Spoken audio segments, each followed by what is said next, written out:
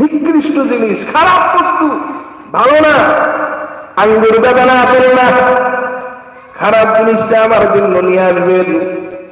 এই কথাগুলো আমাদের জন্য উপযোগী কিনা, আমাদের উপকার হবে? আল্লাহওয়ালাদের কথার ভিতরে উম্মতের জন্য ফায়দা আছে। আব্দুল কাদের জিলানী রাহমাতুল্লাহ আলাইহি কথা বলে দেওয়ার পর তার উস্তাদ খুঁজতেছেন খারাপ জিনিসটা কোনটা।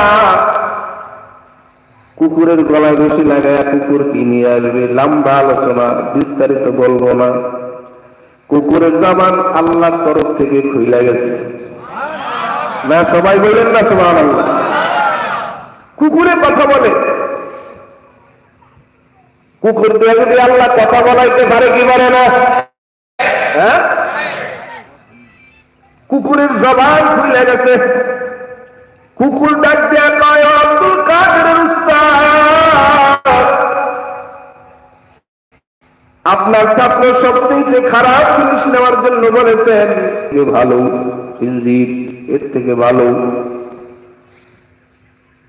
যা শুয়োরের গলায় রশি লাগাইলেন, আব্দুল কাদের বাড়িতে নিয়ে যাবেন, তারও জবান খুলে গেছে। যেই বস্তুর গলায় লাগায়, যেই বস্তুর কাছে যায়, ওই বস্তুর জবান খুলে যায়, আমার থেকে সে খারাপ, আমার থেকে সে খারাপ, আমার থেকে সে খারাপ। শুয়োরের জবান খুলে গেছে। ও আব্দুল কাদের উস্তাদ, আমাকে খারাপ মনে করে নিবেন, আমার থেকেও খারাপ বস্তু আছে। সংক্ষেপে কথা বলে দেখা দিলেন খারাপ বস্তুটা কি জানেন? যান মানুষের যে মল ত্যাগ করে, ও আশ্রম থেকে কিছু ময়লা নিয়ে তারপরে যান, এটা সবচেয়ে খারাপ। মানুষের মলমূত্র গুলো প্যাকেট করা শুরু করছে, মলের কাছে হাত দিছে, আর এই মলমূত্রতে জবান ফেলে গেছে। আর আসতে করে সুবহানাল্লাহ, মানুষের ময়লা আবার কথা দিব।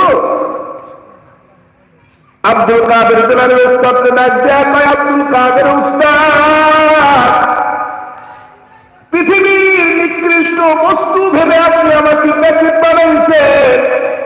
আমি তো নিকৃষ্ট ছিলাম না, আমি ছিলাম গরু, আমি ছিলাম ছাগল, আমি ছিলাম খাসি, আমি ছিলাম মুরগি, আমি ছিলাম রান্না, আমি ছিলাম করমা, আমি ছিলাম বলা, আমি ছিলাম শীতকালীন শোল মাছ, আমি ছিলাম টাকি মাছ, আমি ছিলাম দেশি মুরগি, দেশি চিংড়ি, দেশি শোল, দেশি গজাল মাছ। আমি তো এইরকম জিনিস ছিলাম। আমি আজকে মল হয়ে খারাপ বস্তু হয়ে গেলাম। আসলে আমি খারাপ ছিলাম না, তবে শুনে নেন, আমিও খারাপ না। ও আব্দুল কাদের জিলানী উস্তাদ, সবথেকে খারাপ হলো মনের ভিতরে অহংকার। মনের ভিতরে যে অহংকার আছে, সেই অহংকার সবথেকে খারাপ। অহংকার মানুষকে ধ্বংস করে দেয়। এই জমিনের ভিতরে কেউ অহংকার করে টিকে থাকতে পারে না, পারবেও না। কথা বলেন ঠিক কি? অতএব যুবক ভাই, অহংকার করা যাবে না। ও মুরব্বী বাবা, বুঝাইবার চাই, অহংকার করা যাবে না, দ্বন্দ্ব করা যাবে না, মনের ভিতরে হিংসা রাখা যাবে না। ও অহংকার করা যাবে না, অহংকার, সৌন্দর্যের অহংকার, ভাইদের অহংকার, পাশের বাড়ির অহংকার, এইসা कैसा बादशाह है এই দুনিয়া में जो रही, ऐसा कैसा खूबसूरती खाक में मिल गई। এই দুনিয়ার ভিতরে অনেক সুন্দর আছেন, মাটির সাথে মিশে গেছেন। এই জমিনের ভিতরে অনেক রাজা বাদশারা আছে, অনেক নওজোয়ান যুবকেরা আছেন, তারা মাটির সাথে মিশে গেছেন। একদিন তুমিও মাটির সাথে মিশে যাওয়া, কথা বলেন ঠিক কি না?